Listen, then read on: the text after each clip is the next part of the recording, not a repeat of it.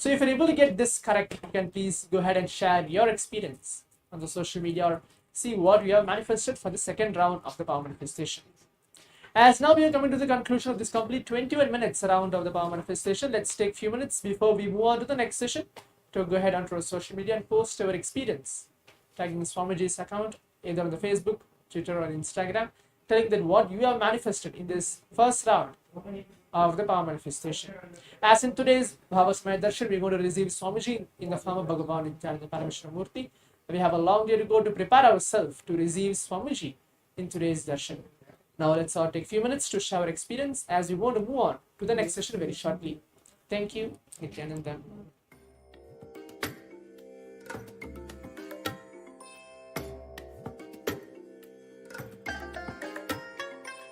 I bless you all. Let you all open all your three eyes and manifest the powers of Mahā Sadashiva. Om Nithyananda Paramashivoham. Om Nithyananda Paramashivoham. Om Nithyananda Paramashivoham. Om Nithyananda Paramashivoham. Om Nithyananda Paramashivoham. Om Nithyananda Paramashivoham.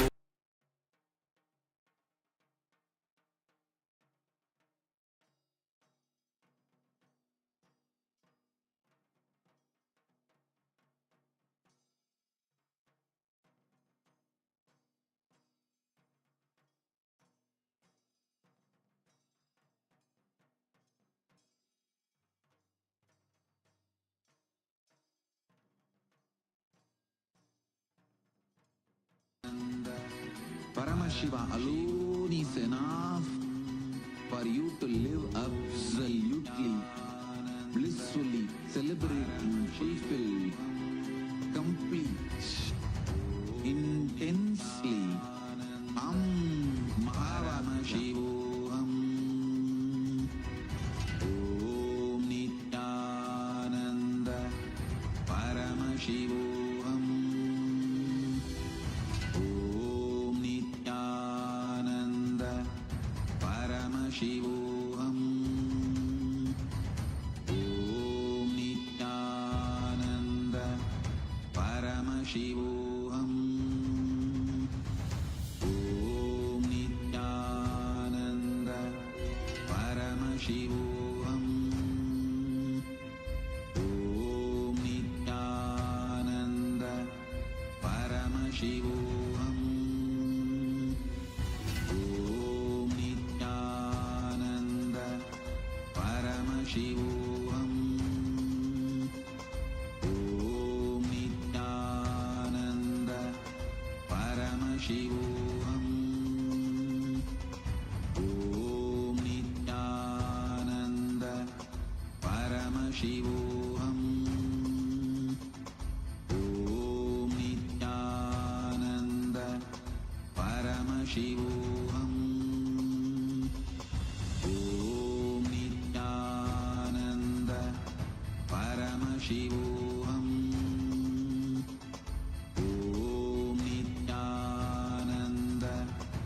Om Nithyananda Paramashivoham. Om Nithyananda Paramashivoham. Om Nithyananda Paramashivoham. Om Nithyananda Paramashivoham. Om Nithyananda Paramashivoham. Om Nithyananda Paramashivoham. Om Nithyananda Paramashivoham.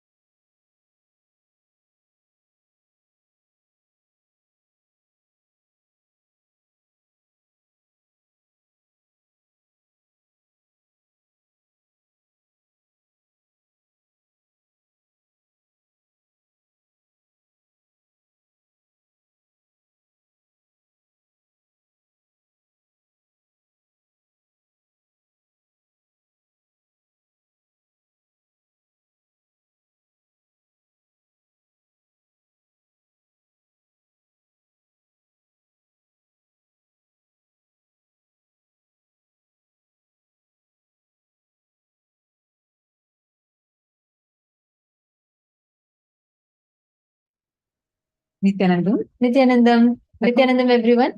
I hope now all of you are able to see us and hear us clearly. Nithyanandam, welcome to your 21st day of Paramashivoham. Today is the last day of the program. And how are you all enjoying it? How excited are you all today on this auspicious day of Vijayadasami? Today is the day that we attain victory over all evil, all incompletions. And today is a very, very special day. So, how excited are you all? Nithyanandam.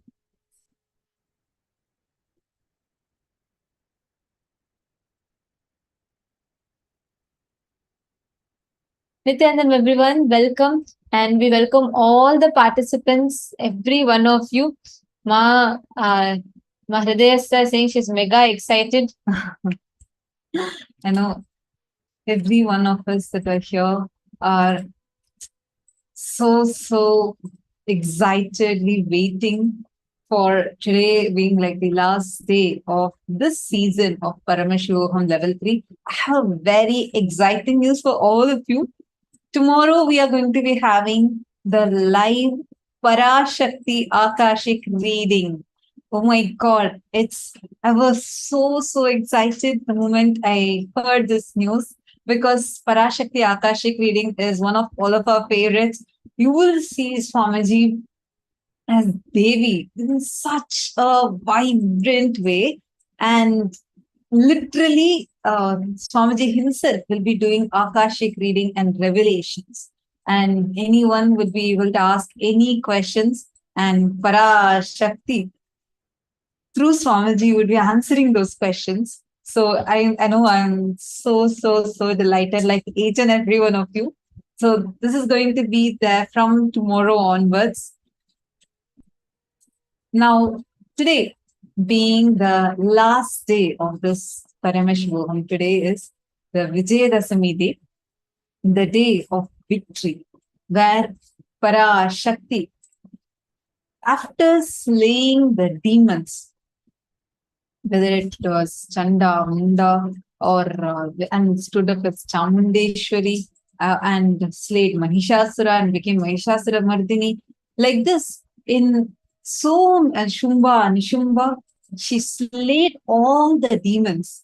And this is the day where she stood victoriously and graced the whole universe, showering her blessings to all of us.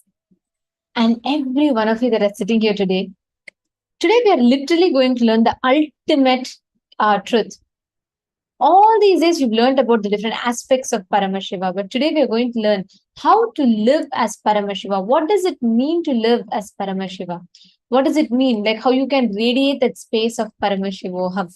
We're going to be learning living Paramashivoham. Ultimately Paramashiva, living Paramashiva. All of that maps for all of us, as we all see Paramashiva walking amongst us as our beloved Swamiji. So today's the whole day's secret is learning how you can be and become like Swamiji, oneness with Swamiji. So let's all get started. Today we're going to be having a lot of celebrations and important events as well. So you all can join, stay tuned throughout the day. We're going to be having a lot of fun and a lot to learn today. Let's enter into the first session of our day. In the first session, we're all going to be understanding what is Mahā KAILΑSA. What is the space of Mahā KAILΑSA? What is the state of Mahā KAILASA?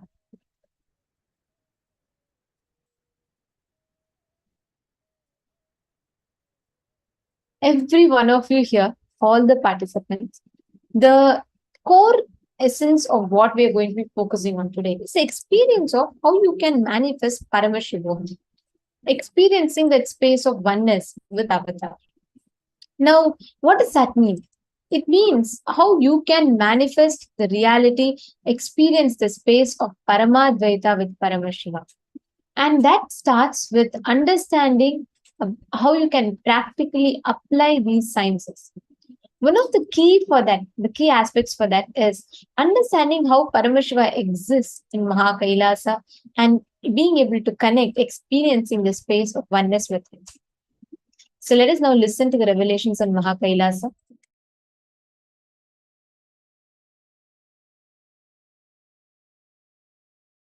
Los Angeles Kailasa is one of the connection points with Mahā KAILΑSA and Bhuloka and all other lokas, spaces.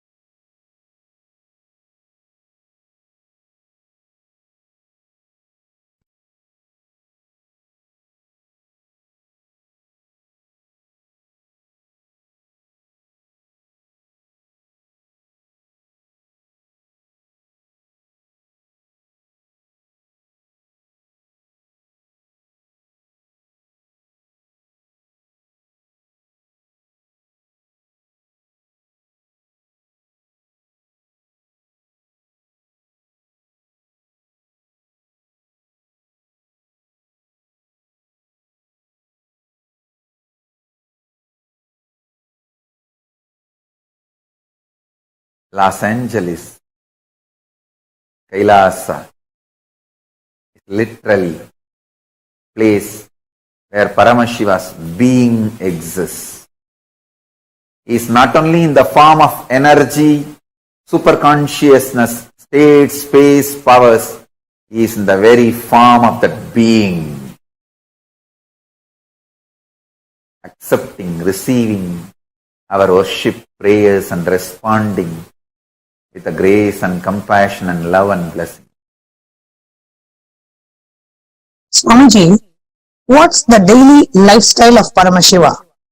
Like, do you brush teeth with Haritaki and do yoga like everyone? Do what I am saying. What I do, you can't do.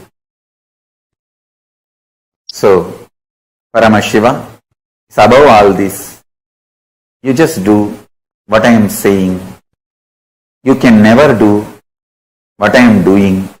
You will never be even able to know what I am doing or my lifestyle. My lifestyle is beyond your imagination or understanding. How to enrich husband and kids who are not open to see how awesome Swamiji is, and how they should not miss the opportunity to connect with him in this lifetime. Understand?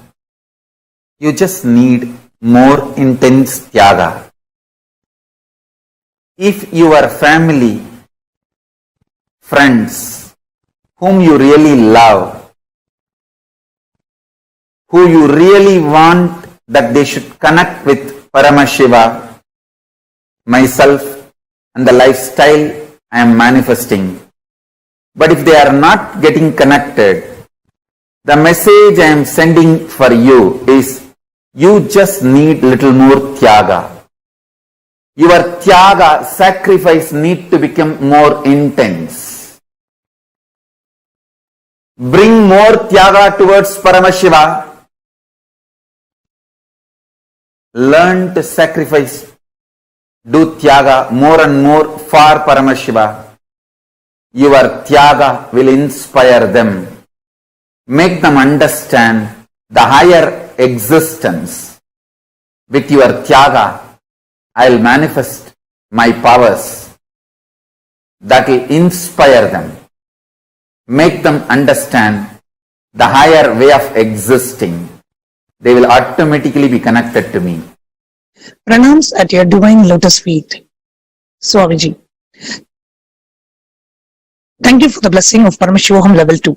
My question is, I had the cognition up until now that in order to move beyond lower vibrational emotions like fear, anger, shame, guilt, etc., a person should not suppress those emotions, because suppressed negative emotions can result in disease. Instead, to move beyond those negative emotions, a person has to move through them. When you say to do tyaga on emotions like fear, for example, how can I be sure I am doing tyaga and not just suppressing the emotion? Can you help me understand what it means to do tyaga on emotions? Thank you, Swamiji. Many principles, cognitions you carry from the modern day psychology, psychiatry, psychosomatic, so-called sciences are disastrous, dangerous, destructive, demonic. Those cognitions came from sick mind to keep the humanity sick forever. This is the largest psychological terrorism done on humanity. Modern day psychology is the root cause of all the psychological sickness of humanity. The false, wrong principles they taught are the reason for all the sufferings of the modern day humanity. Tyaga is not suppression. That's the first truth you need to know. Second truth, you can never go through them and come out of them. Third truth, renounce everything you know about you from the modern psychology. It is sickening. You are consciousness. Learn from me, the creator of you. I am giving you the owner's manual. Vedas and Agamas. Learn from me. You are consciousness.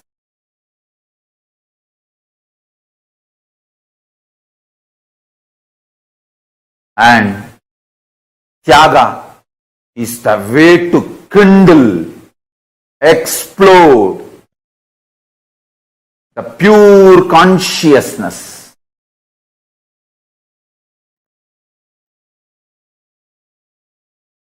Sacrifice even the idea. If you suppress your fears, it will come out as disease, because the whole thing is false. Whole thing is false. Neither your fear is truth, nor the principle. If you suppress your fears, it will come out as disease is true. Both are false. Renounce both.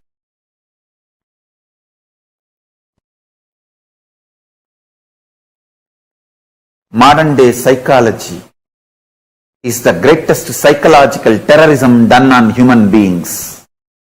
Modern day psychological principles are the reason for all the psychological disease and sufferings of humanity.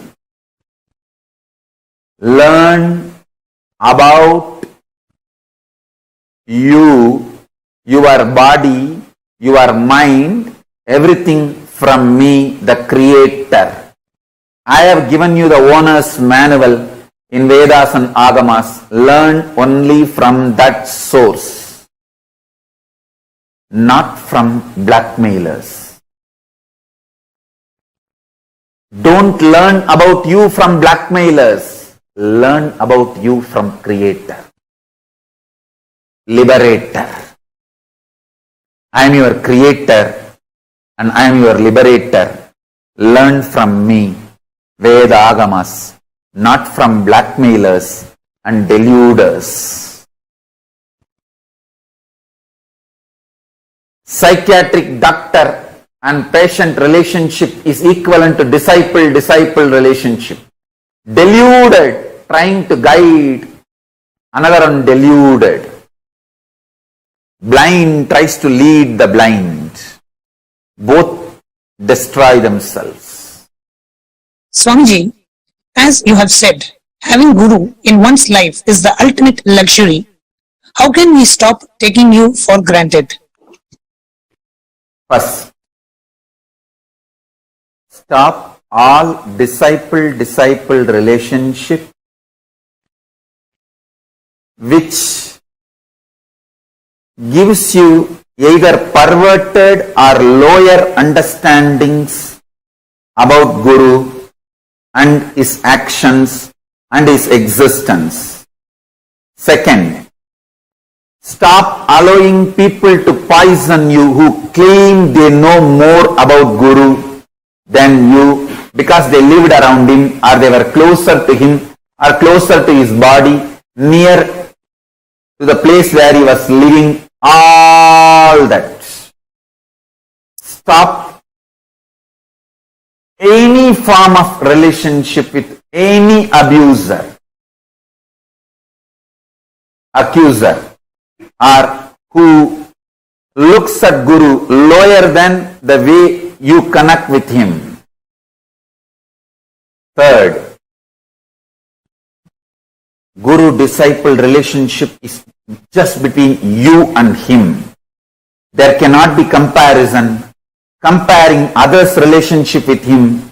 There cannot be silly emotions like attention need or any comparison, jealousy between you and your Guru's relationship.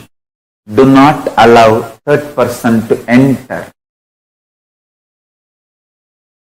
between you and your Guru's relationship. Fourth,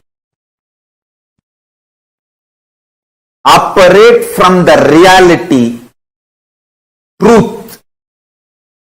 What you sacrifice, do tyaga for him. He showers billions and trillions times more on you. Whether you share your time, treasure, talent, emotion, love, anything with Guru, whatever you sacrifice, he showers billions of times on you. There is no comparison. Oh, he gave only that much and he got that much attention, name and fame, glory. Should I give this much? Stop all comparison. Stop dealing me strategically. Start dealing me with simple integrity. Simple integrity and simple straightforward tyaga. What you can give, that last thing, sacrifice that. Kannappa, whose eyes still I am having. Ilayangudi Maranar, whose food still I am eating. Understand, all these people gave the last push and gave what they can give. Sacrifice. Kannappa's first eye I am not having. Second eye I am having. His first eye is tyaga. Second eye is ultimate tyaga.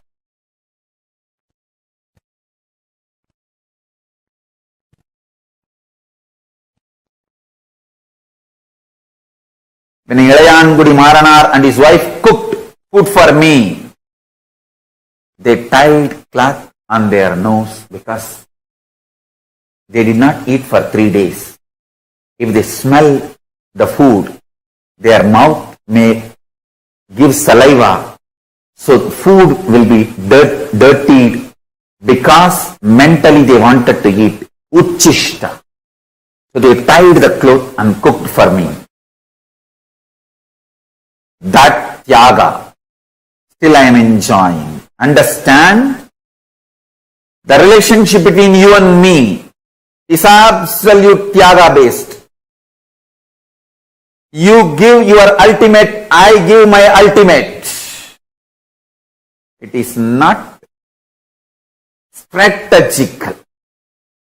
It is tyaga, undeniable tyaga. I don't care who gives what. Is it the last thing he is giving? That is what I care. Millions of people give food. I don't eat. Ilayangudi Maranar, the last seed rice he had, he cooked and gave. That is the last he has. That decision, that will persistent, that tyaga is what I am enjoying. and I showered myself for him, on him forever.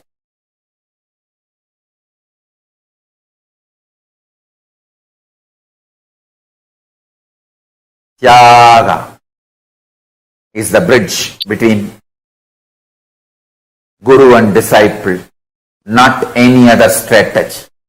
Fifth, simple one-liner, simple attachment, simple obedience. That's it.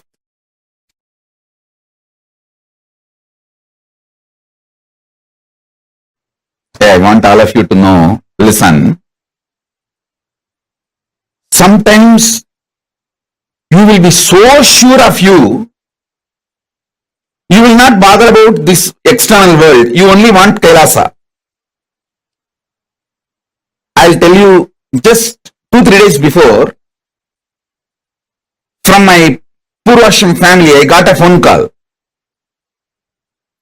They sent a message, Swamiji. Actually, my grandmother passed away. I don't know how many of you know if you read my biography, at the age of 2, my grandmother opened her treasury and asked me to pick up what I want. I picked up Rudraksha and threw everything out, tumbled the box by pushing it aside, just picking only the Rudraksh Mala. That same grandmother, she passed away. All her jewels are there.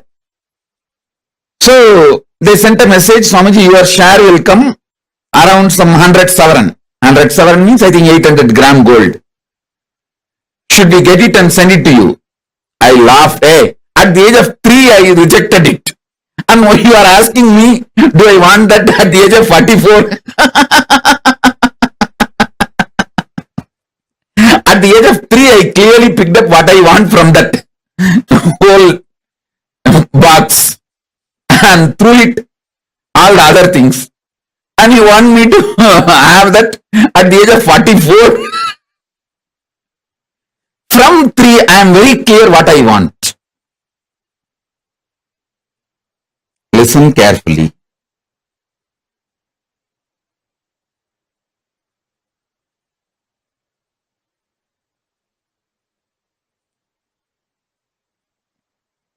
The consciousness I carry now, at this moment, is Turyatita. Listen. Listen carefully. Consciousness I carry is Turyatita. The consciousness you all carry varies. Sometimes it goes to deep sleep, sometimes dream state, sometimes waking state, sometimes in the waking state you dream. It goes ups and downs. Listen. The good news is I can connect my breathing with all your breathing and infuse my consciousness into you.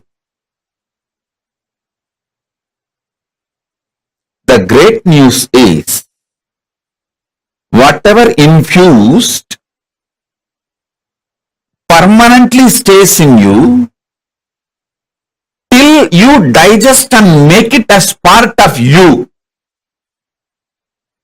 Till you make that as a permanent state. It stays in you. It can't leave you. Once I breathe this Turyatita into you, means that enlightened consciousness into you, the seed cannot be killed. It stays inside you till you allow it to sprout and come out. See, in Indian villages, mothers will frighten the kids saying, don't swallow the seed of any fruit like a grape.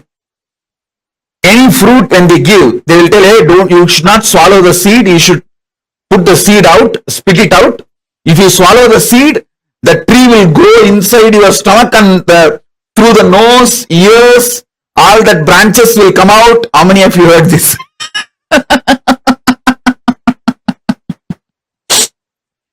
Because moms don't want that seed to get stuck in your throat. They will always tell this. In all Indian villages, they will tell this story. You should not eat that seed. You should eat that seed. The tree will sprout in your stomach and then branches will come out through your ears, nose and mouth. So listen, same way, the enlightened consciousness which I am putting inside you, till it becomes tree and branches come out through your ears, nose, eyes, it cannot be killed. It stays inside you forever. And every opportunity it starts sprouting. It starts opening up. It starts growing.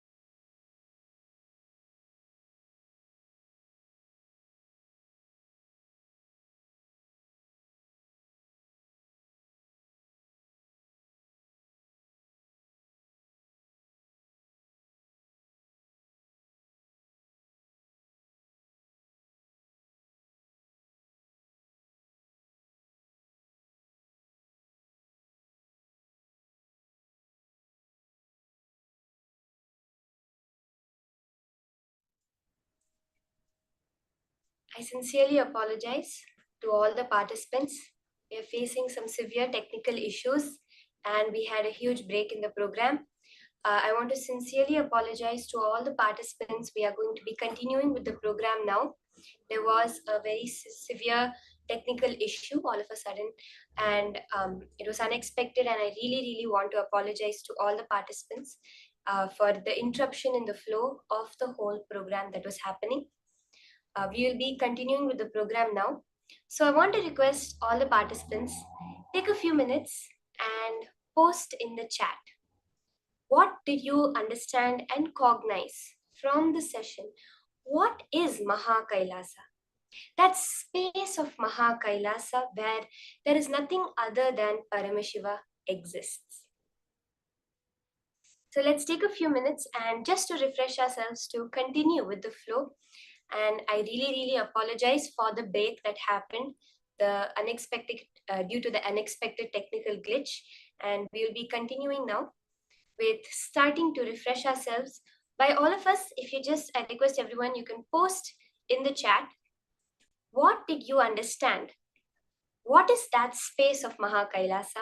And what is your favorite thing that you really felt that, yes, Mahā KAILASA is for me during the whole program with Swamiji?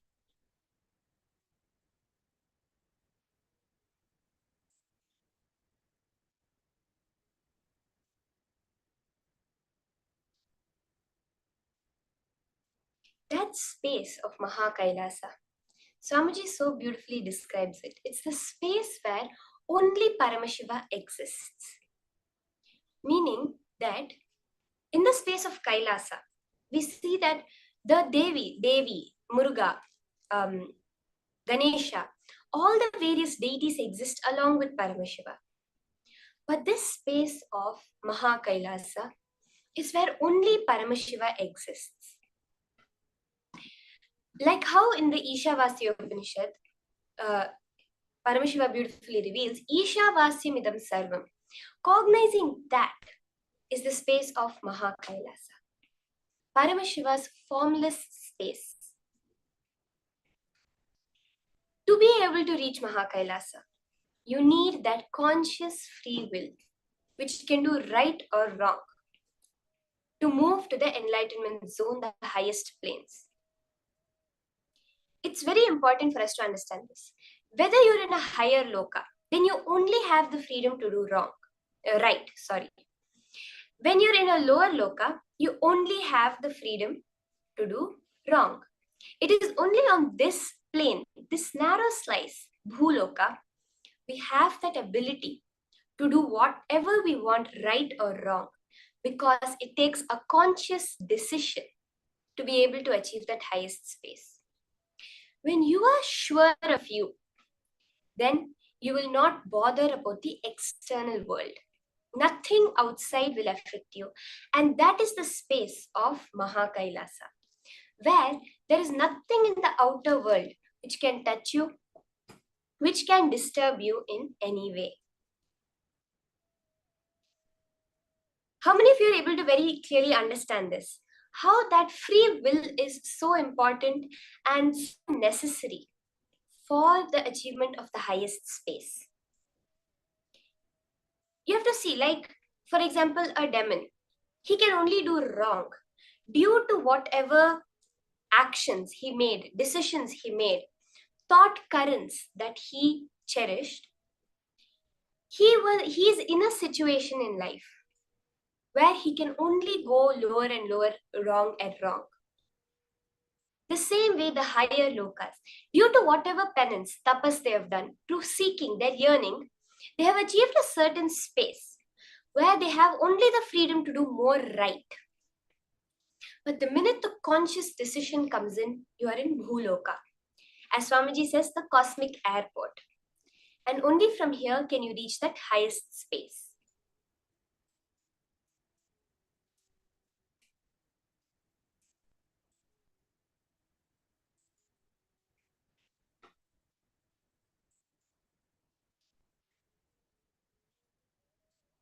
Swamiji says that be sure of yourself.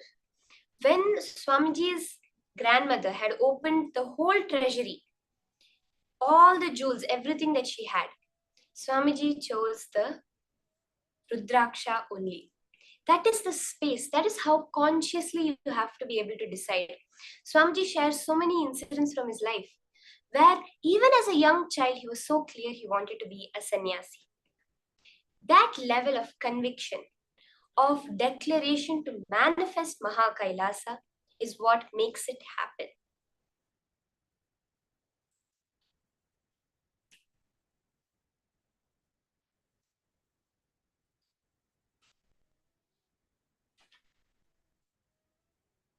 We just saw the Mahavakya, the intense chanting of the secret password to access Mahā KAILASA. Swamiji so powerfully reveals that this Mahavakya, wherever it is chanted, Swamiji appears there immediately because of its very vibration.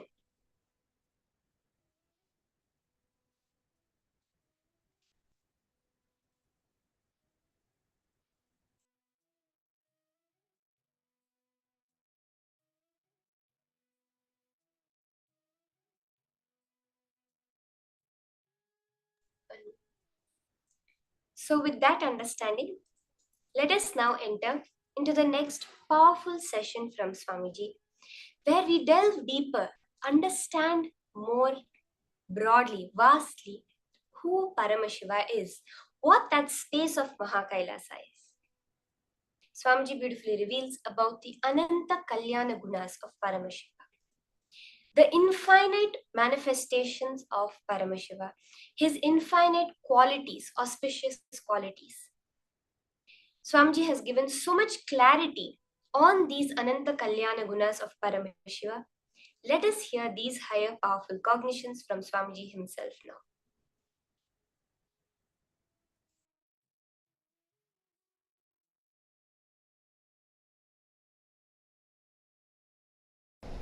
Sadashiva's right eye is Surya Mandala, left eye is Soma Mandala, third eye is Vanni Mandala, Agni Mandala.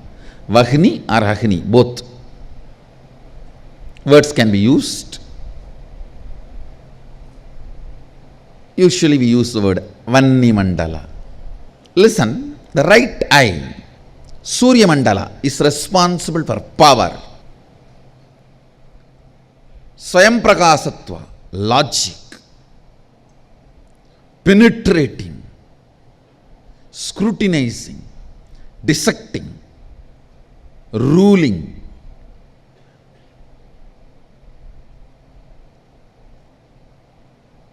All the aggressive and active tendencies, the Ananta Kalyana Guna, the thousands and thousands of auspicious qualities Sadashiva radiates, in that all the aggressive, active qualities radiates through the right eye.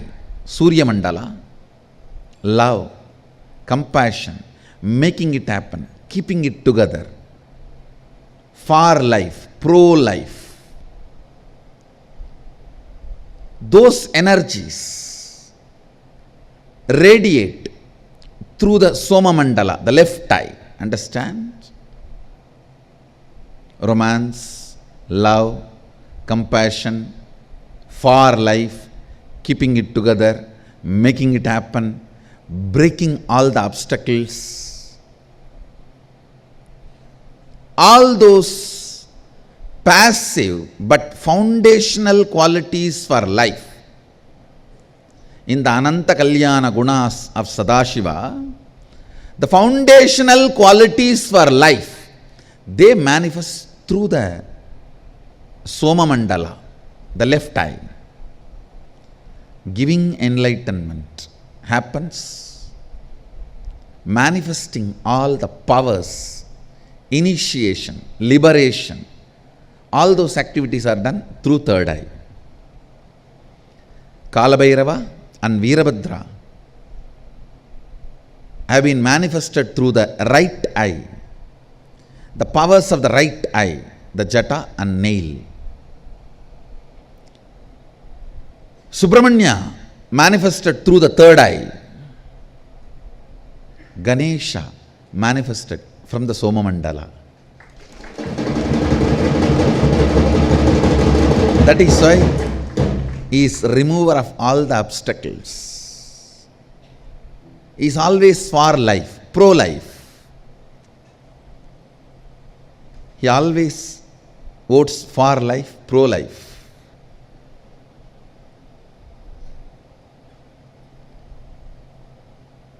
His space, his energy, joyful being. The moment you see, you can see, such a carefree, joyful being, does not diet to reduce the weight and look fit. Happy guy. and the way he is and very blissful being who goes on radiating far life energy, pro-life energy.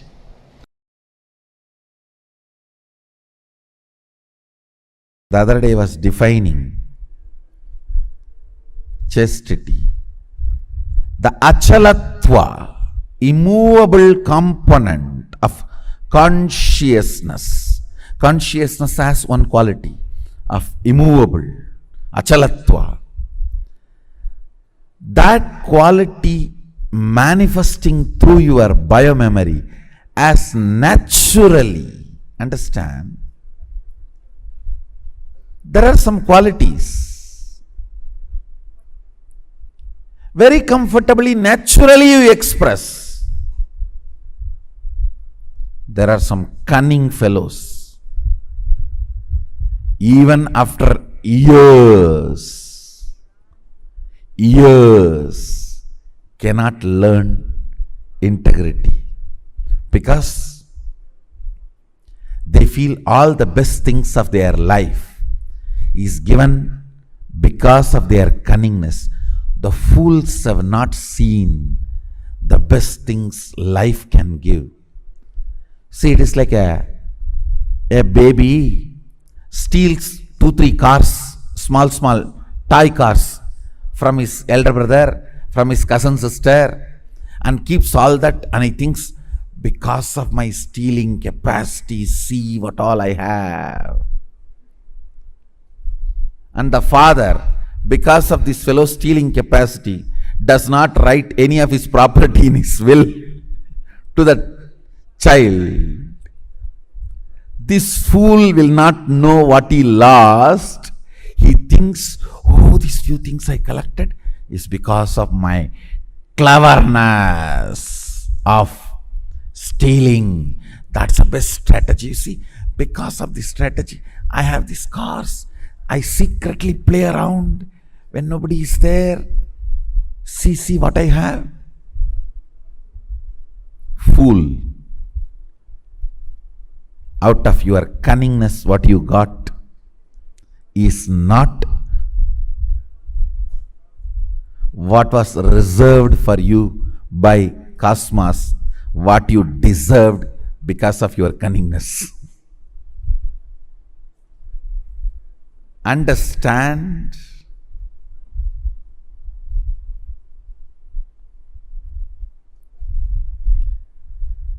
If your cognition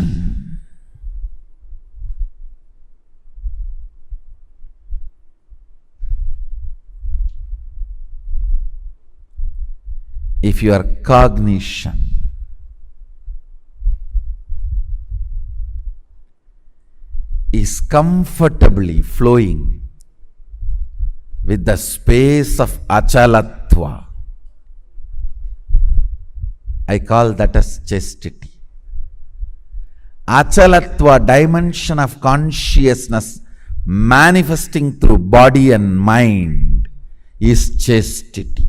It's not just for women, understand? For woman the chastity is different, for man the chastity is different. But both have chastity.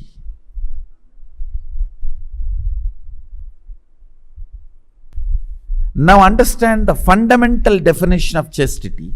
You see, your consciousness has many glorious dimensions. Eternal. pure. Whether you are complete mirror or distorted mirror, sun cannot be touched by you. Sun cannot be touched by you. You can play with the reflection, but not with the sun.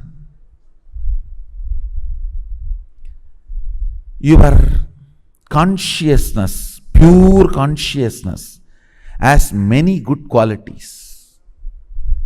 Eternity. It's eternal. Achalatva, stability. Pure. Self-effulgent. Always alive. So all these dimensions are living cognitions,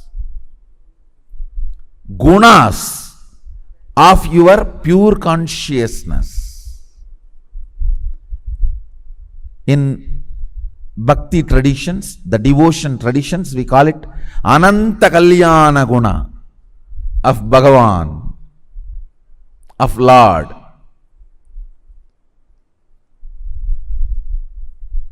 Ananta Kalyana Guna of Lord.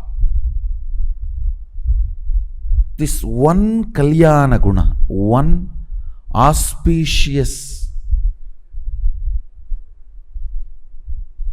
guna, character of your consciousness, achalatva, that manifesting through your biomemory, muscle memory, consciousness is chastity. Chastity is one of the health of consciousness. Understand the word. Chastity demonstrates your consciousness is healthy.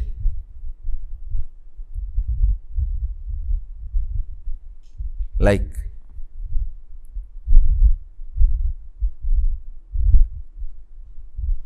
only mentally healthy person will be courageous. Understand? Sometimes the stupid decisions you take out of cowardness also may be appreciated by others as a bold step. No, that is not courage. Courageousness is health of consciousness. Same way, chastity comes when your consciousness is healthy. Integrity comes when your consciousness is healthy. Understand? The cunning,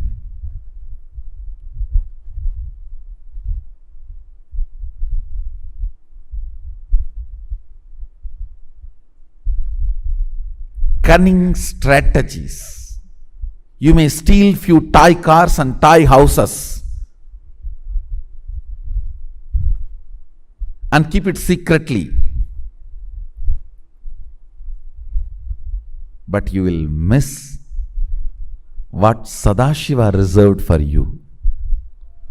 With integrity, you will get what he reserved for you.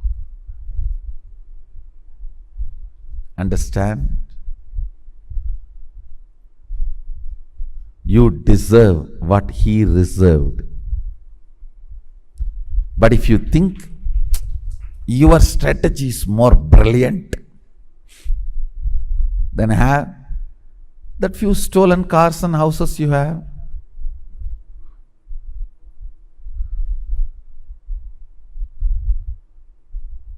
Believing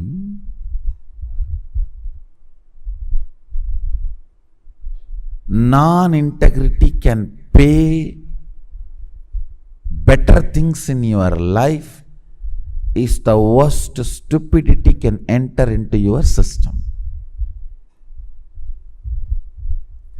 Cognizing integrity pays the best. Integrity brings everything Sadashiva reserved for you. As cognition leads you to enjoy the best of life.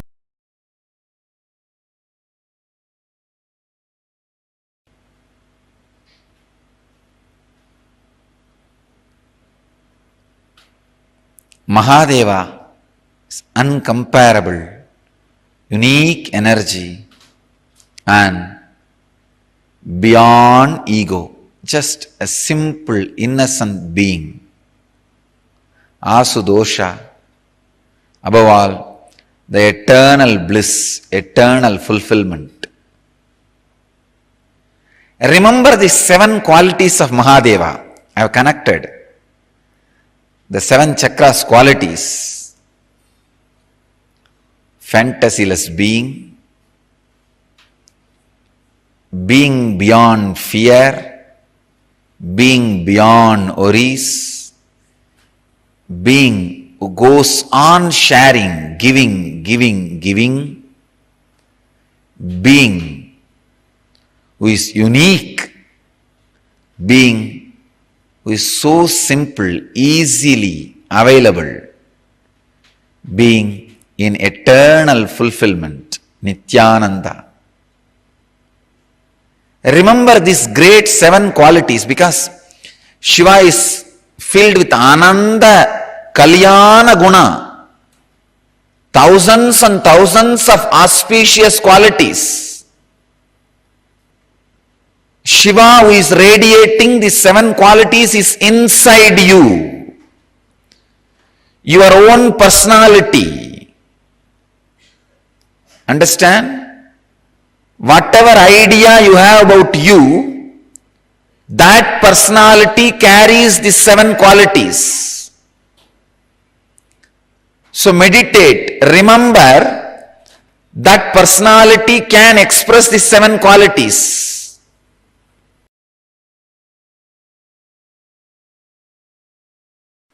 Shiva is not just the totality of few auspicious qualities. So by meditating on it, you become that. He is totality of auspicious qualities and consciousness. That is why when you invoke him, invite him, he occupies you and graces through you, radiates through you.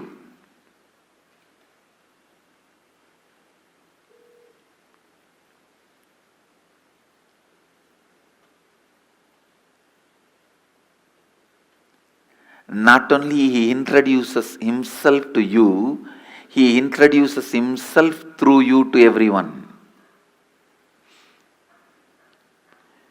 He introducing himself to you is authenticity. He introducing himself through you to others is enriching. Mahadeva is the conscious intelligence. Shivoham is not technique, it's a conscious process. Meditate on Shivoham. Don't think your japa repetition, the strength of your meditation is going to bring the results. No. He is conscious intelligence. You meditating is nothing but invoking him, requesting him to fill you, to radiate through you.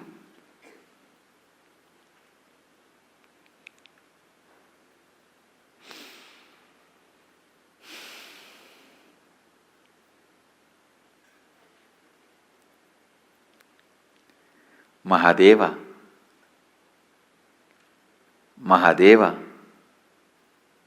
is pure consciousness. Mahadeva is embodiment of purity. Mahadeva is alive. I can't say just because I chanted Shivoham for millions of times, I started experiencing Mahadeva. No. Just because he is consciousness, he accepted my request to walk into me, he started radiating himself through me. Understand, he is consciousness is the good news I want all of you to know. He accepts your request even if it is made once. He is Bholenath. Simple guy. His presence is not heavy, demanding. No. He is not Vaikuntavasi.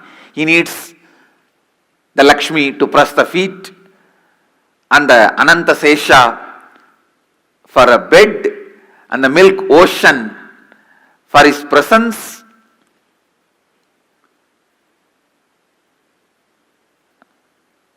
And all the best things, Shamantaka, the greatest jewelry for wearing.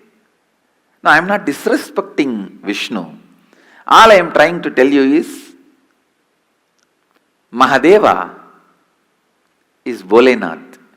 Even if you are already depressed like a cremation ground, you are almost there, your whole mind is dull, dead, depressed cremation ground, even then, he is happy to dance there.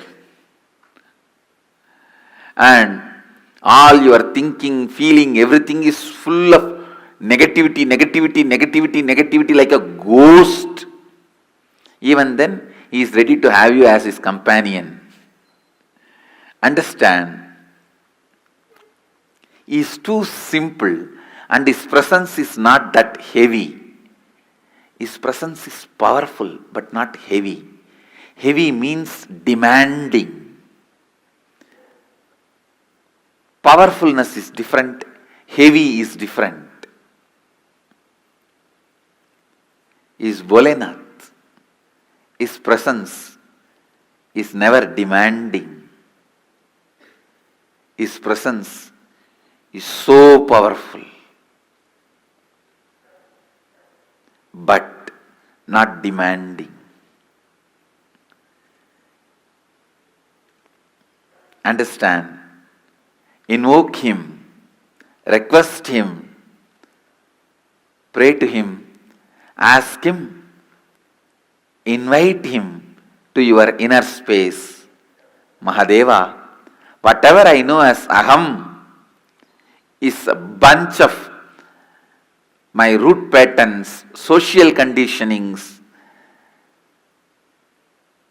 parental conditionings, layers and layers of patterns, samskaras, and the past life karmas.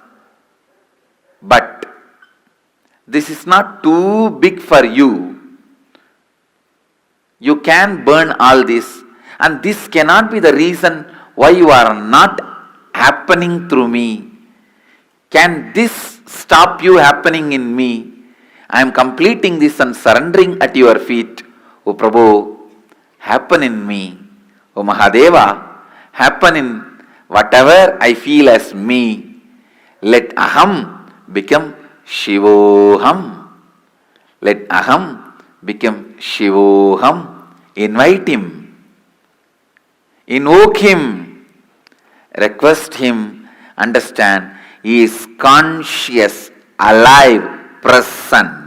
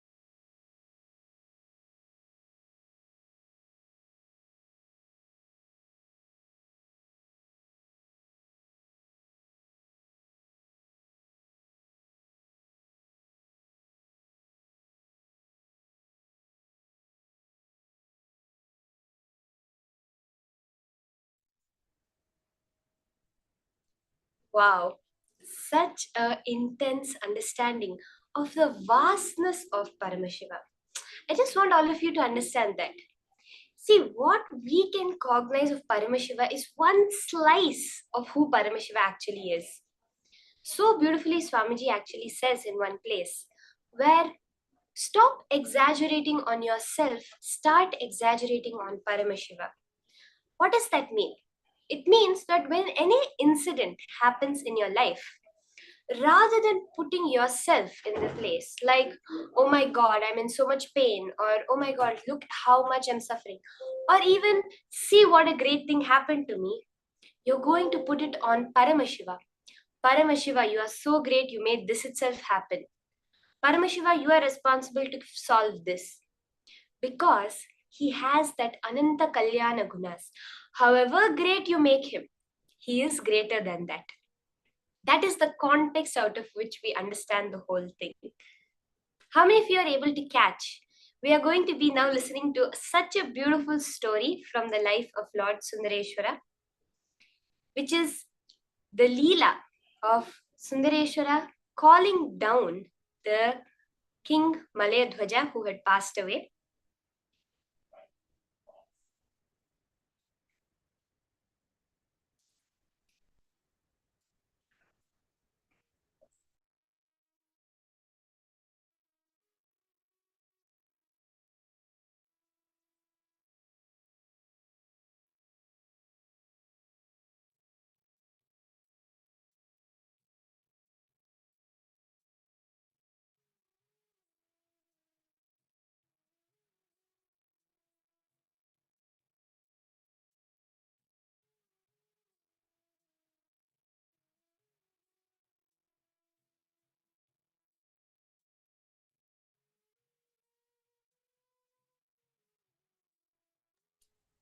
A brief introduction to what is a Leela. The Leelas are the extraordinary consciousness landing in the lowest possible existence and playing.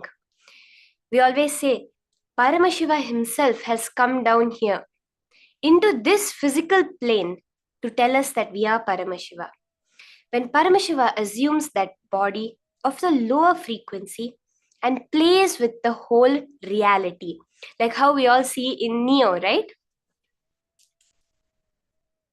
We all see the movie Matrix, how Neo, once he has realized the whole Matrix, how when he's gone beyond the Matrix, he's able to play with the Matrix. He still enters into it, but he's able to play with the laws. The same way, Paramashiva comes down to our frequency, interacts with us, gives us a glimpse of his superconscious state, our original state, so that we can move towards him.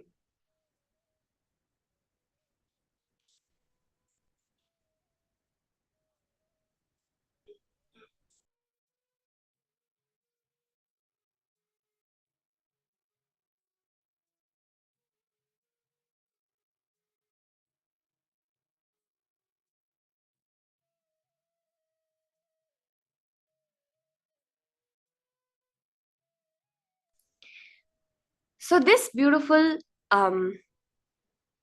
incident is when, at the time, Kanchanamala, who was the mother of Devi Meenakshi, was supposed to take a bath in the 7 oceans for the cleansing.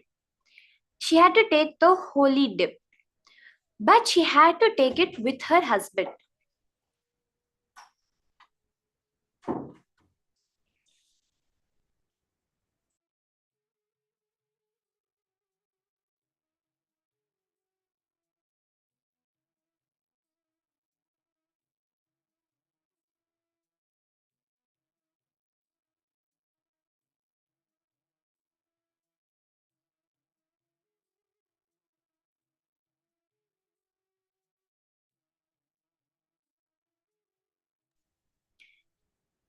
So at this time,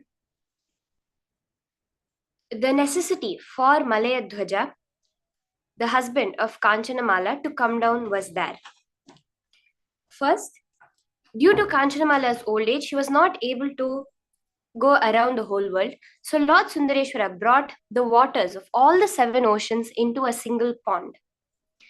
So Kanchanamala requests Sundareshwara, and Sundareshwara scans the cosmic archives to see where Kanchanamala's husband is and calls Malayadhwaja Pandya, and he comes down. Kanchanamala completes with him, and both of them take the dip in the 7 oceans and achieve liberation.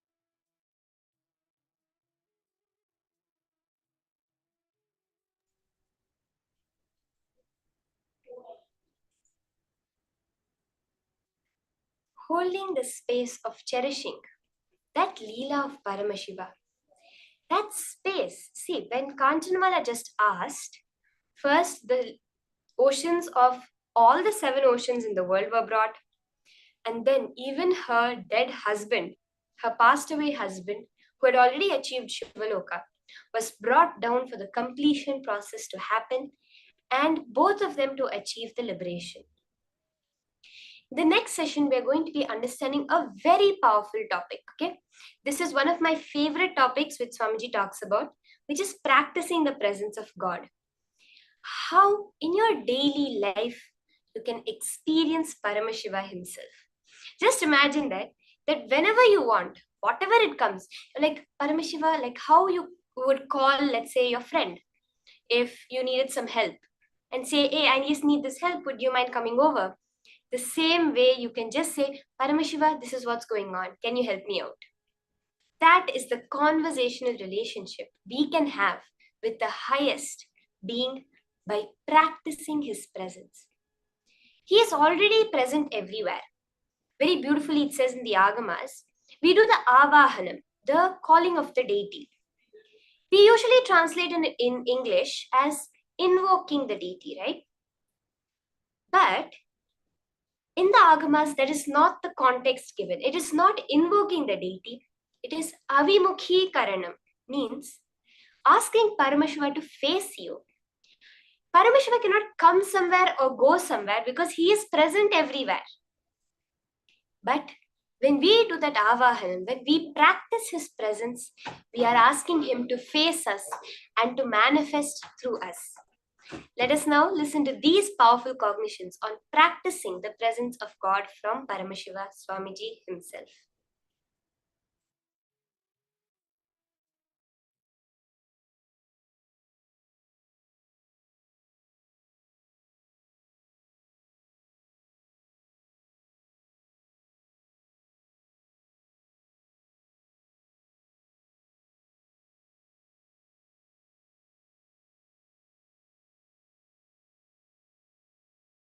Today I wanted to share a few truths about practicing the presence of God. It's a very beautiful story. You all would have read this story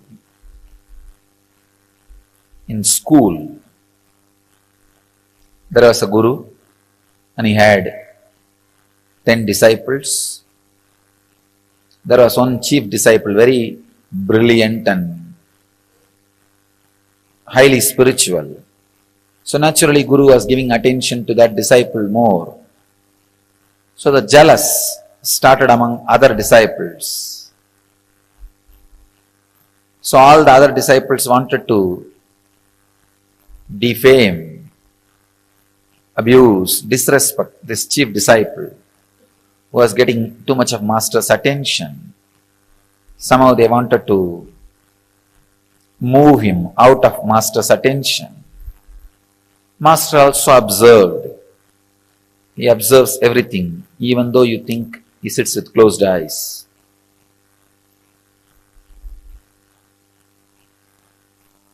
He observed what goes on, all the absurdity which goes on when he is with closed eyes, or when people think he is with closed eyes.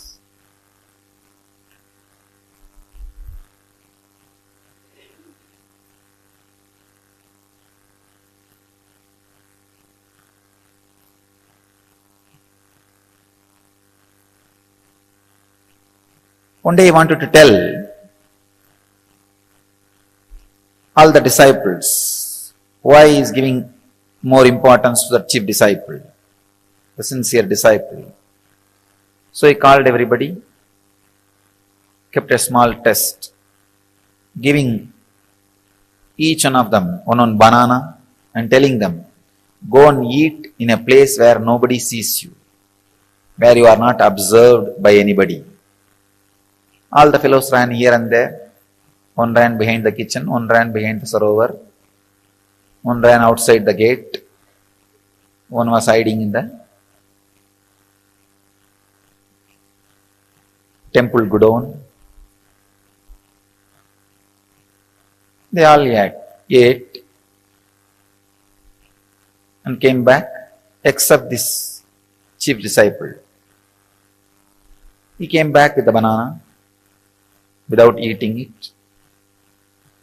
All the disciples asked, why? You did not find any place. He just kept quiet. Master asked, he did not find any place where nobody was observing you. The disciple says very beautifully, it's a very small story. All of you would have known.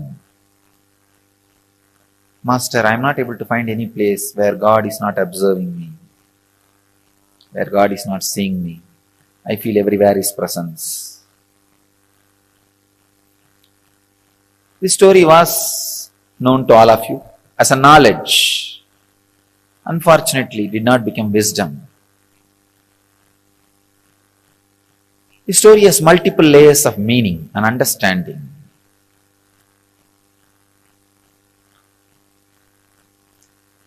First thing, there is no shortcut for spirituality. There is no shortcut for enlightenment. There is no technique for enlightenment. Technique means shortcut. There is no shortcut. You have to iron out your 24 hours with a clear understanding of practicing the presence of God in your body, mind, actions, in everything. The clear, intense awareness has to be imbibed.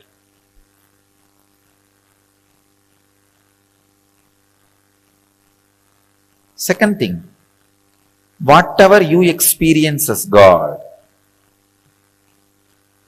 when you experience me, some will have 30% fear and 30% love, 30% confused emotions. Some will have maybe 50% fear, 40% confused emotions. Some will have 100% fear. Some will have 100% love, no fear. Different ways you will be experiencing the Guru. Whatever you experience as Guru, that's what your experience as God. You have no other experience. Whatever may be the experience you have about Guru, whether it is with fear or the attitude of master and disciple, or the attitude of father and son, or the attitude of mother and son, or the attitude of friend, or the attitude of beloved, practice 24 hours. Two things will happen. One, your action will fall into awareness. Second, that fear, whatever the lower experience you have about the master will extinct, will be burnt away. The percentage of fear you experience with me will be burnt away. The percentage of other emotions, except pure surrender you experience with me, will be burnt away. These two things is possible only by practicing intensely the presence of Guru, practicing the presence of the Master. When you sit in your office, think, this place is owned by Swamiji. How Swamiji will maintain this office? When you sit and talk to people, if Swamiji is here physically, how will I talk? When you do Guru Puja, when I am here physically, just remember, if he is sitting with open eyes, how I will do?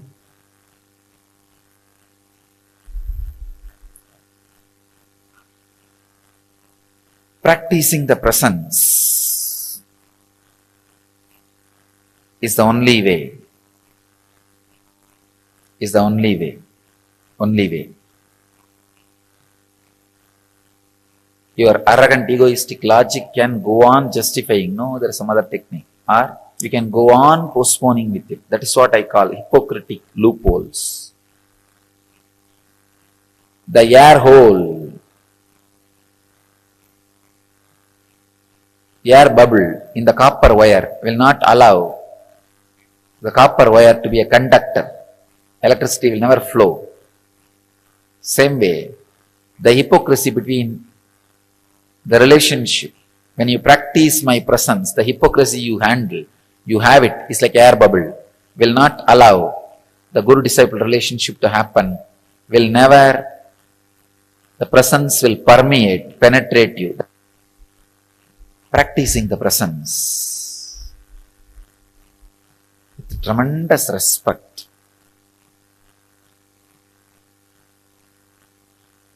Is the only way. That is the only way.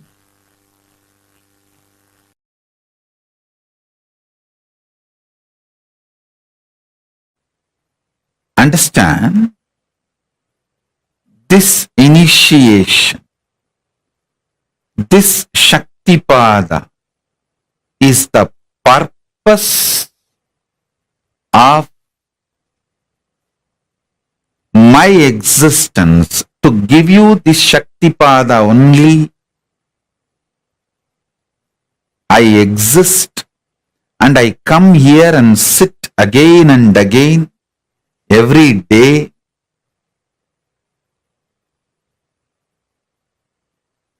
This is the reason I am alive and I reveal myself to all of you.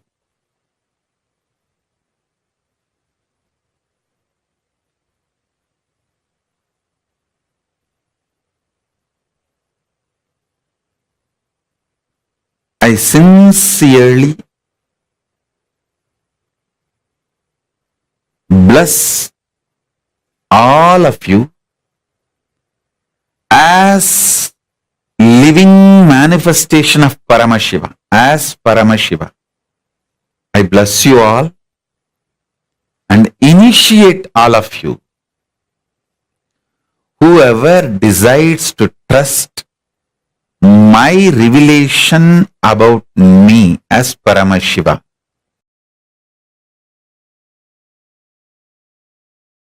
I tell you, once this happened,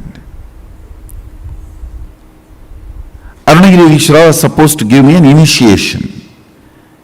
He told me that it's a ritualistic initiation, so prepare formally. Means I'll have to get one fruit and one betel leaf and one fruit means banana, one betel leaf, betel nut. And in those days the dakshina will be the 4 annas. 4 anna is I think 25 paise. You have to keep some coin for that 4 anna. And you will have to get one towel, means a piece of cloth. These are supposed to be offered as a dakshina. So he told me, prepare everything and come with all that.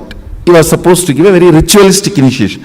One beautiful thing, that one thing with Arunagiri Ishvara I have seen, even though he transmits all the experiences, everything, left and right, he will never miss performing something which need to be done ritually, to educate me, to teach me a lesson. So I will do the same for all of you. He will never avoid ritual. See, he will make me experience the whole satya of sannyasa. That does not mean he will not perform the ritual. He will end, after that he will perform the ritual also and give formally the consolidation. So one day he told me that prepare everything and come. The whole thing will cost maybe less than 1 rupee.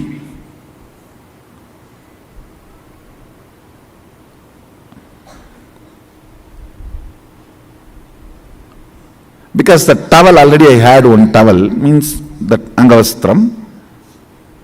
Only the other few things I need to buy, which is less than a rupee. With including that 4 anna I am supposed to give as dakshina, whole thing will cost only less than whole thing will be 1 rupee.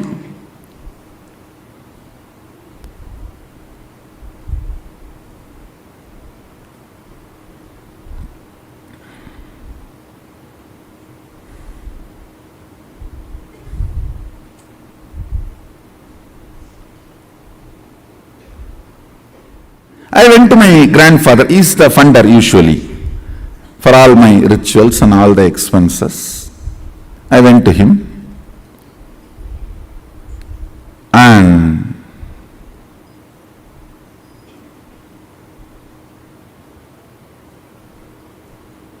I still remember that the steel table, and that side he was sitting in the chair. And usually kids, when they go and sit on, that is my bar, that jumping bar, in that I will put my hand down and try to jump 3-4 times. Tata, tata. To get his attention, and he will say, Enada, Samir Bhavantiya, means, what Swami, you have come? And then I said that, like this I am going to have some puja and initiation, I want 1 rupee.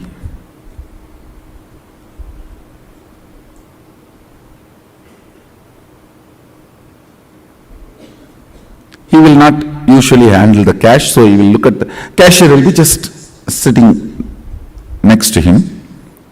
He will look at him, and they, in the eyes itself they have a signal how much to give and all that. And by now I had already studied the signal.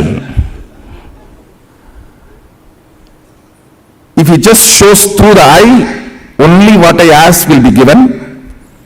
If he shows with a little smile also, then little more than what I ask will be given. All that signal now I studied. And if you stand on the table and jump few more time and nacharchify, in the Tamil it is nacharchify, means nagging, little nagging. Tata, innuvani tata.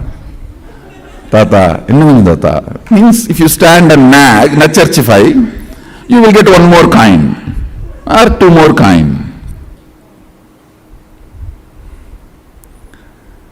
And he told me that by the time before sunset, come. Before the sun sets, I am supposed to go to Aranagiri, so he has to do the rituals and give. I know now sun is going to set. I need to run. But I was standing there nacharchifying.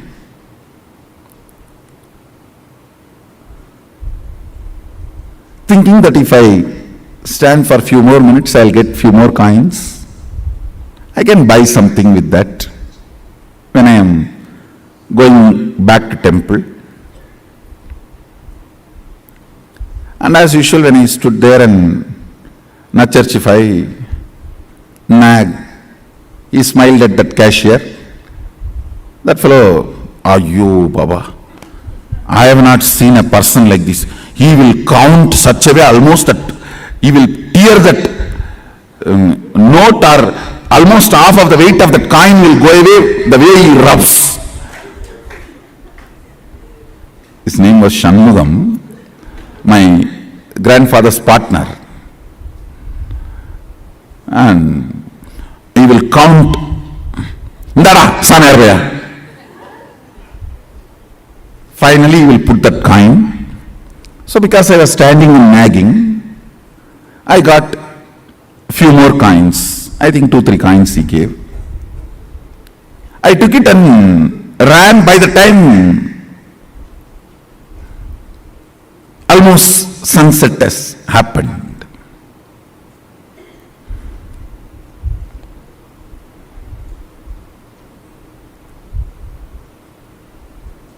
By the time I ran to him with all the things, almost sunset has happened. And listen now is the real thing.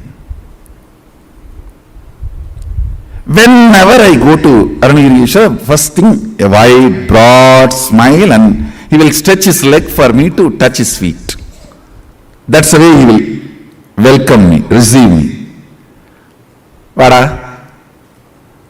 He will stretch his leg with a wide smile.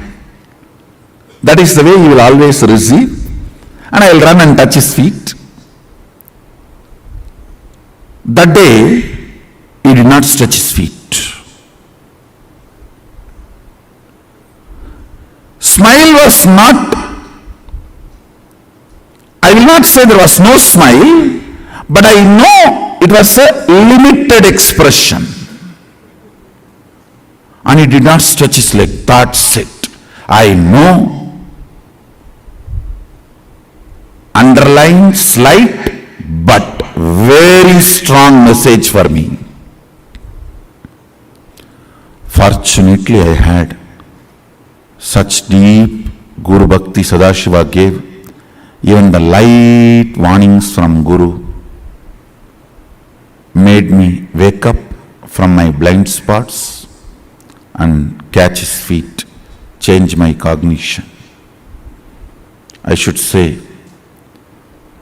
that's the biggest right thing, which is much more important than the initiation from Guru, which lifted me and made me experience oneness with him.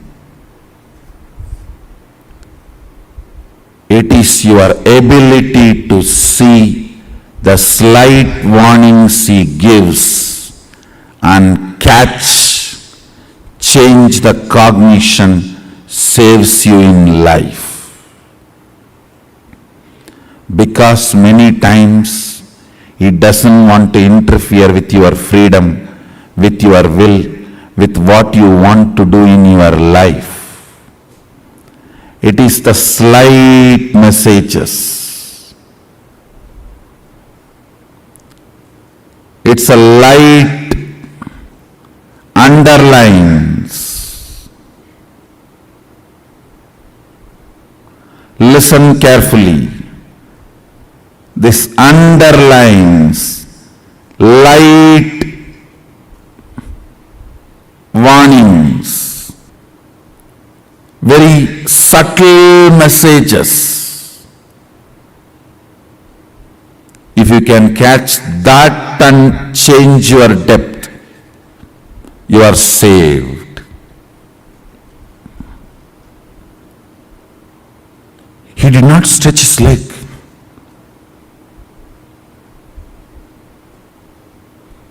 That is enough to shake me. I ran and just held his feet and said, Swami, மன்னிச்சிருங்க, late ஆயிருச்சு, தப்பு பண்ணிட்டனே, means forgive me, God delayed, I made a mistake. He said in Tamil very beautifully,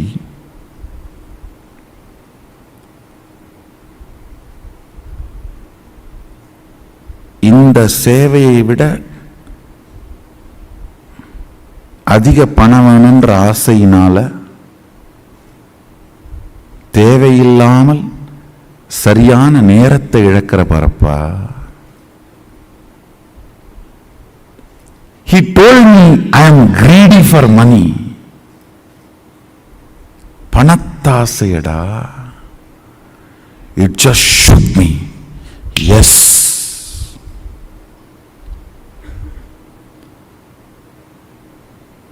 Because for initiation, I'll try to repeat the whole conversation. See, for initiation I need only 1 rupee. I don't need to be standing there and nagging my grandfather for few more coins.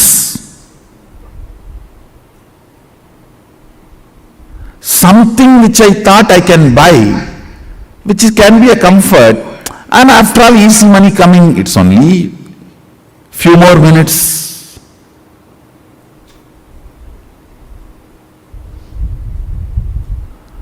That casualness,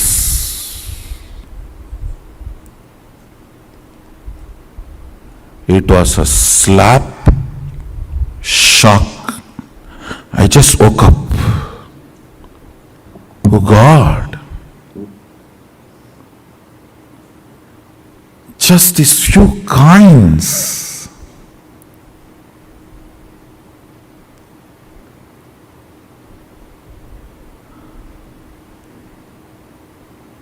And I am a guy who never touches money. Only like this initiation or any of this Arunagiri Ishwara's work, I touch money.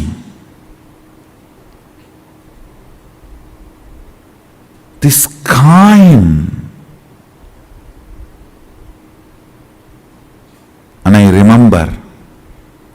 collapsed completely inside. Fortunately,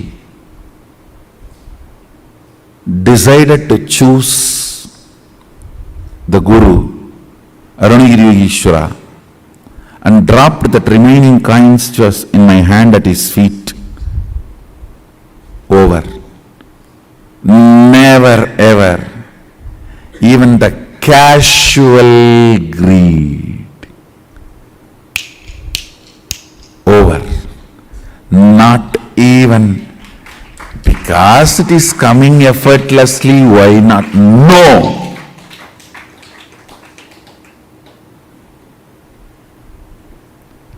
I should not even use the word greed. Even that casualness. If it is there, we can buy something. Even that cannot keep me away from my Guru.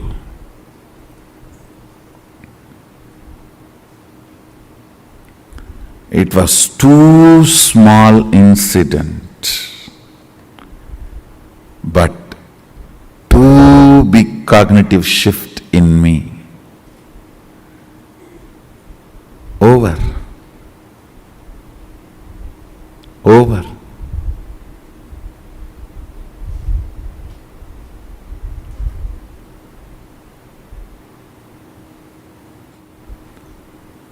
There are some messages which you cannot directly tell. If you directly tell, it will look like, oh, am I wrong? Is it wrong? You will get into defense. Then you cannot be taught. The cognitive shift will not happen. I can only underline. Even a casual desire for little money should not keep you away from Guru. I can only underline. I cannot directly give you. If I give this statement directly to you, you may get into defense. Then transformation becomes painful, difficult.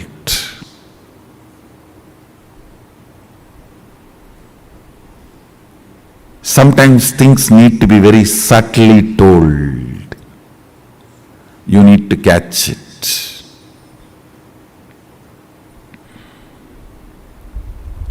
You need to catch it. Only if you catch the subtle messages given by Guru, your cognition will be consolidated. Your cognition will be consolidated.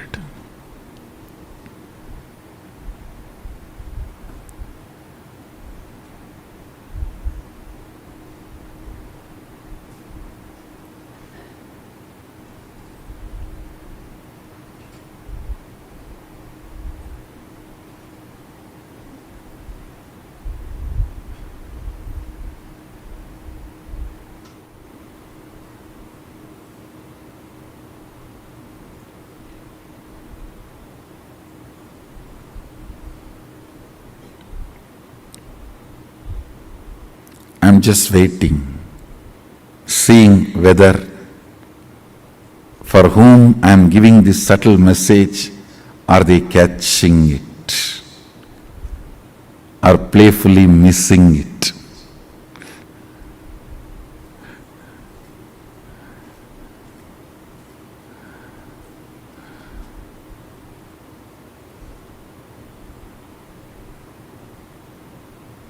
There are some who cannot be recovered.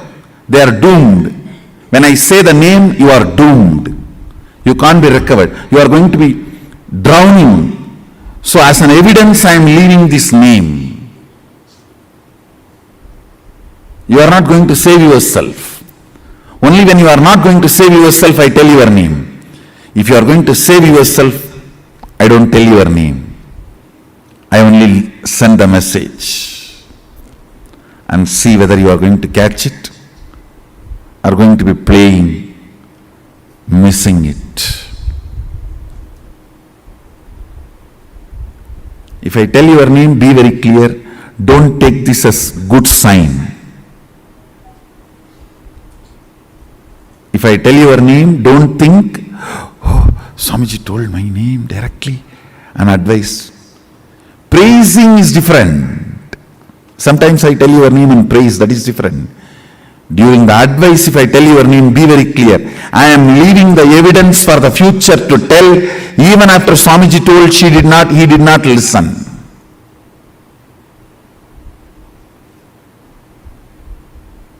If I don't tell your name, only leave the message, I have a hope you will catch the subtle message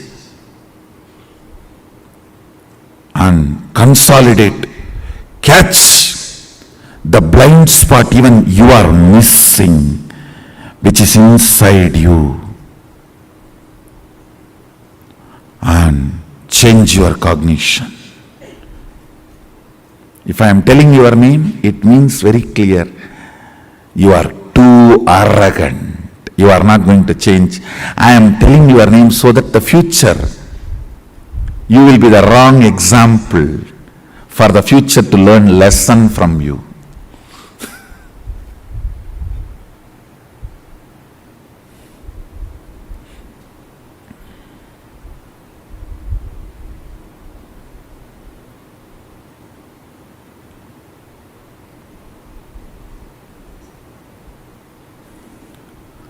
Cognitions matter. Cognitions matter. Cognitions matter.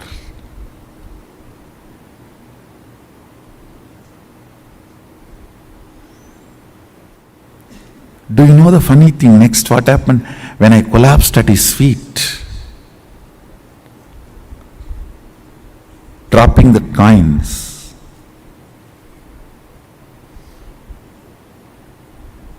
I know at his feet, my whole cognition changed.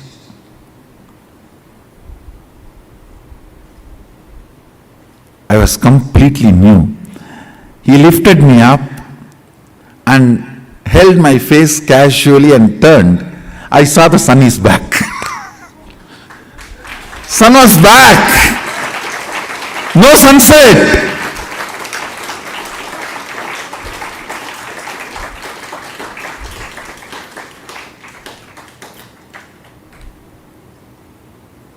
He smiled and said, getting sun back is much easy for me than teaching you with the subtle message.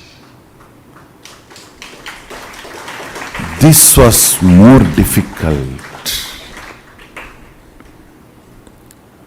The moment you become defensive with Guru, it is spiritual suicide. You are done. Nothing can be done after that. Sometimes if Guru tells directly, you get into defensive with Guru. Over. Bye.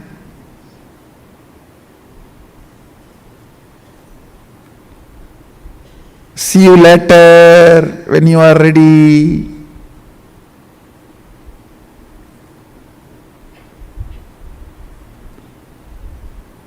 Understand?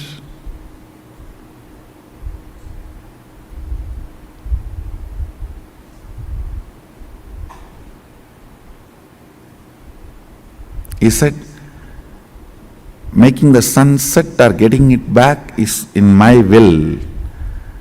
But you deciding to cognize my side or other side is your will. So I need to play here more subtly than there.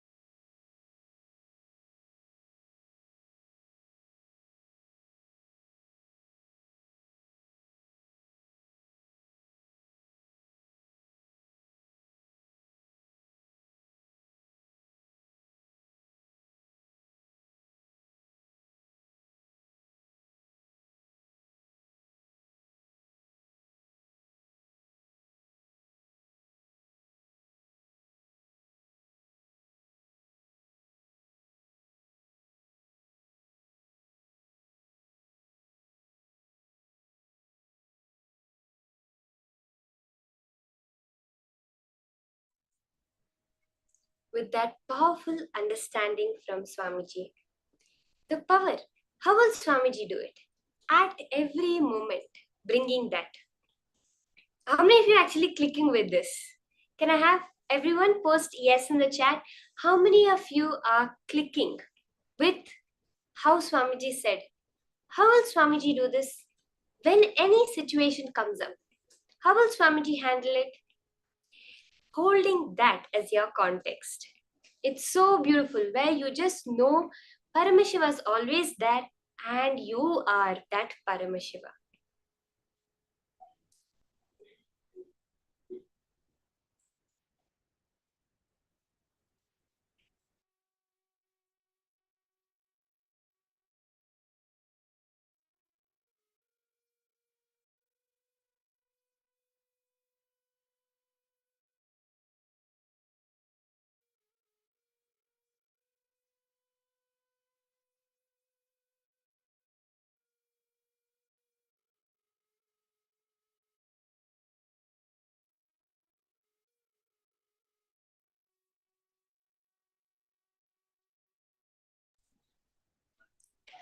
So let's all do the same thing that the boy did when he was given the banana.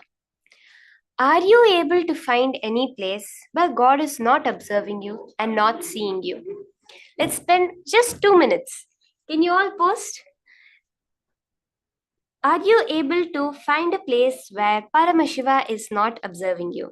Ma Jenny Tran, Madonna, can I request all of you to post?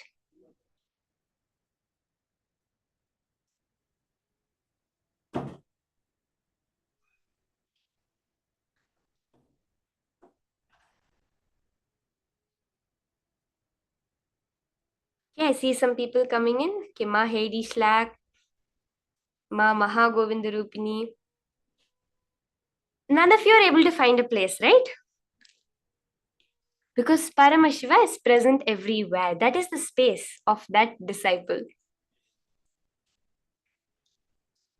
Whatever you experience as Guru, that is all we experience as God. We have no other experience. See, for whatever we know, if we say God, Swamiji always says, if I ask you, what is God? You will say he is omniscient, he is omnipotent, he is omnipresent. What is the meaning of omnipotent? He is all powerful. What does it mean to be all powerful? When you take your logic that way, you will not be able to reach a conclusion. You will not be able to reach a solid experience of it. Am I right? The only solid experience we have of God is as the living Guru.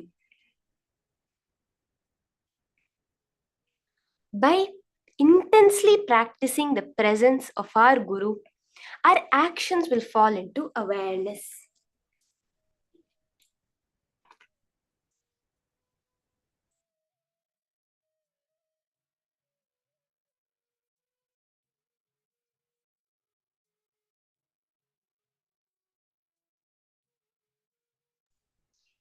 When our actions are in awareness, see, this is the key point.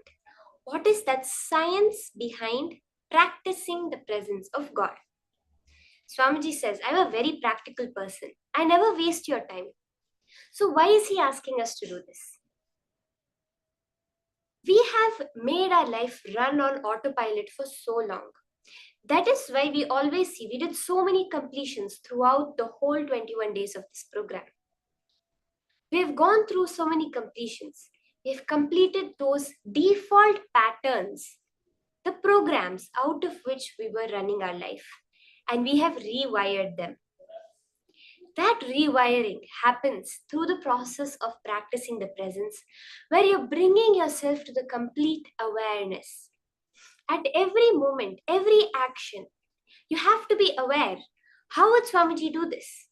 I don't want to do it as my limited identity. I want to do it as Paramashiva's cosmic identity. Looking into that brings the intense awareness.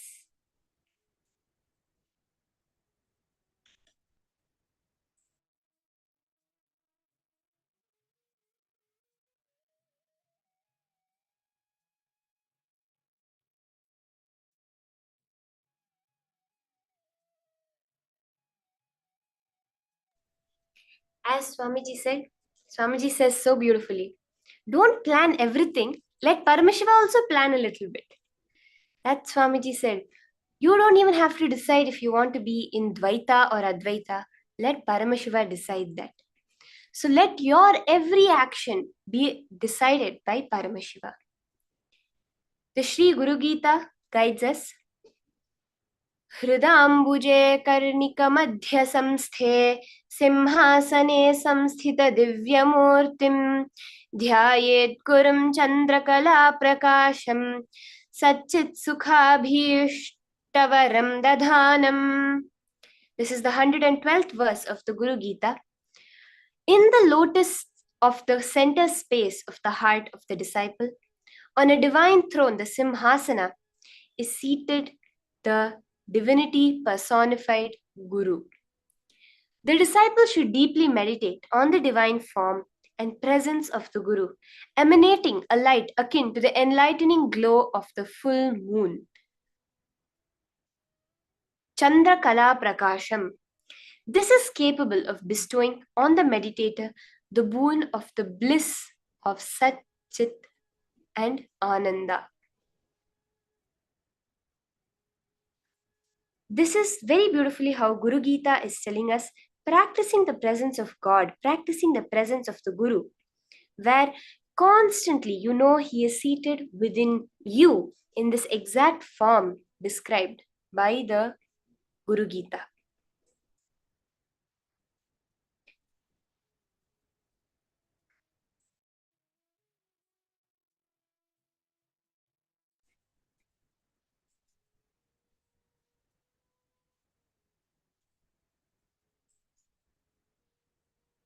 As Swamiji says, that his space was always the Karna Dana Nyaya, meaning when his Guru says something, he will immediately do it.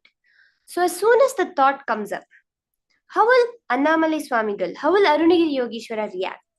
That is the only reaction he has. Try this. Let's try out this technique. Anything comes in your mind, how will Swamiji behave? Do the same. The person who is courageous enough will say, how will Master live? Let me live that way. If your mind repeats some other questions, who will know how Master behaves? How will Master respond to this question? He will simply silence the mind. If at all your mind is saying, oh, how do you know that Swamiji will do this, Swamiji will do that? What will Swamiji do? Simply silence the mind. So do the same. That's all. That's all you need to carry. When you carry this one truth, you are carrying Swamiji himself. You will give birth to yourself.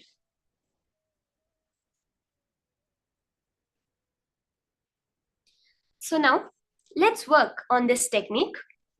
Anything that comes in your mind, immediately ask, how will Swamiji behave? Let's take some time and pen down 5 aspects of your life that you're actually going to work with this technique. For example, you sit in your office, think, this place is owned by Swamiji. How will Swamiji maintain this office? When you go and sit and talk to people, if Swamiji is sitting here, how will I talk? At every moment, when you're talking to someone, when you're getting into an argument with someone, immediately, how will Swamiji behave? Like this, pen down 5 aspects of your life where you're going to start practicing this.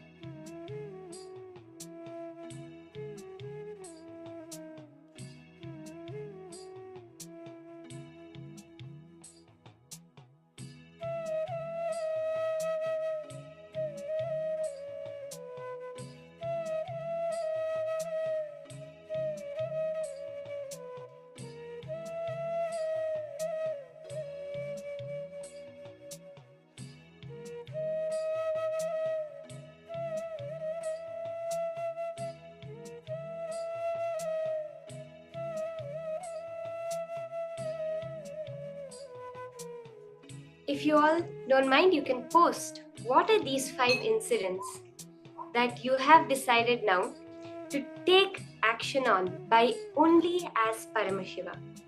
See, we are keeping our goal as these 5, but any point you want to do it at any moment, even right now, as you are listening to the program, as you're eating your food, as you're going to your work, you're driving your car, immediately think about it. How will Swamiji do this? Let me do it like that.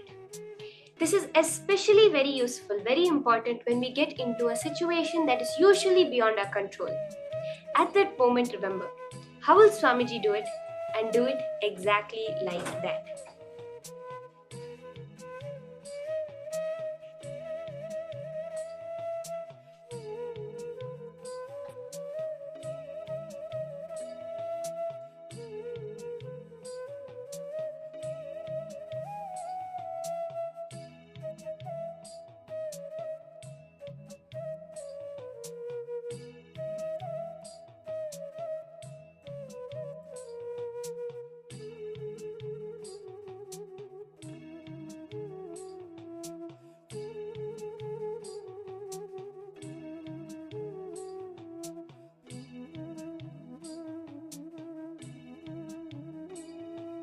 Yes, so can I request everyone to post what are the 5 incidents, the 5 instances where you have chosen now to react only from the context of how am I going to be Swamiji in this moment?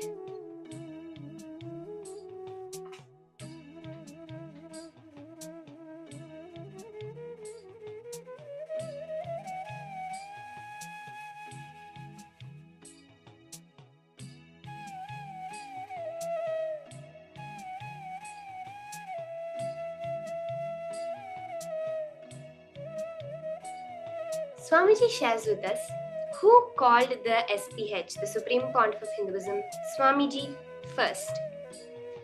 Swamiji says that Raghupati Yogi is one of his great inspirations. Maybe Paramashiva Shakti himself sent him down to prepare my body to receive the enlightenment.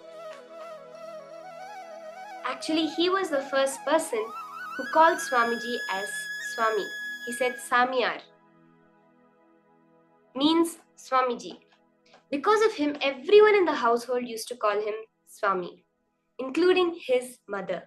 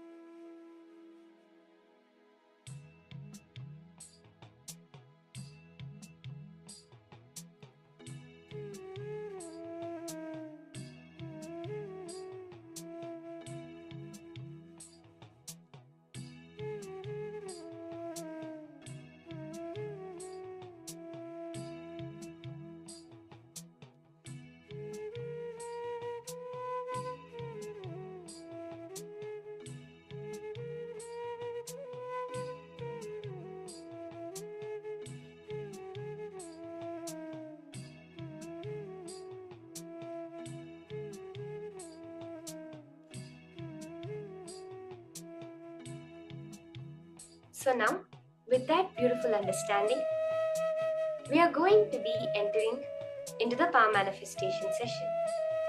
We are going to be today doing a recap of all the powers that we have been experiencing throughout the program, starting with consciousness over matter. With the same understanding, if you all remember the story of Swamiji with Arunagiri Yogeshwara, how when just through the actions Arunagiri Yogeshwara conveyed the feeling, the experience of Advaita to Swamiji with the two simple words, Sami, Unida. And from that space, how Swamiji understood the powerful cognition. If I have a will that is established in consciousness that can move a matter called my hand, can that same will not move the air next to the hand? The coconut, the rock next to the air? Holding that same cognition, we are also all going to be manifesting this power of consciousness over matter. Reveals in the Vijnana Bhairava Tantra, verse number 120.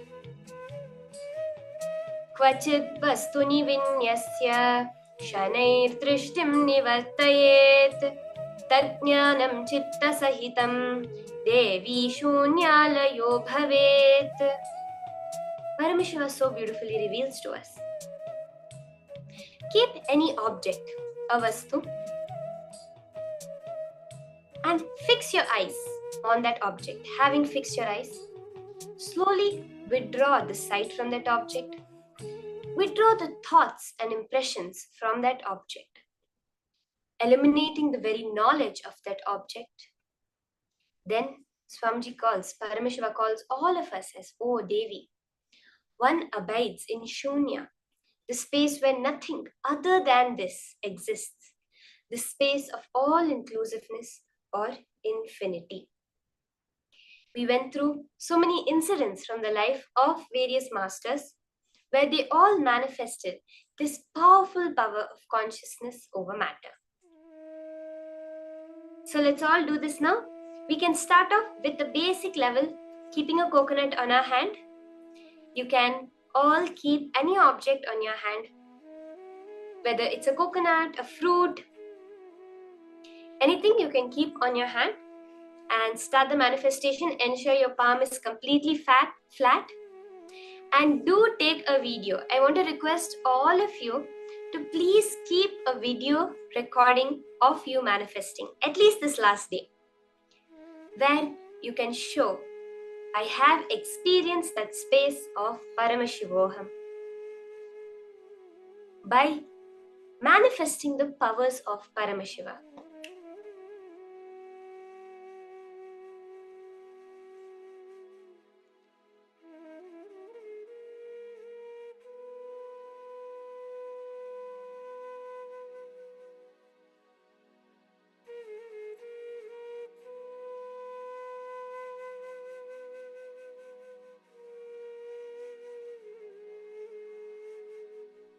So make sure your palm is flat. If you don't have the any other object, you can keep your Atmalinga also. And ensure that your hand is on a stable surface. So I request all the participants, you can keep it.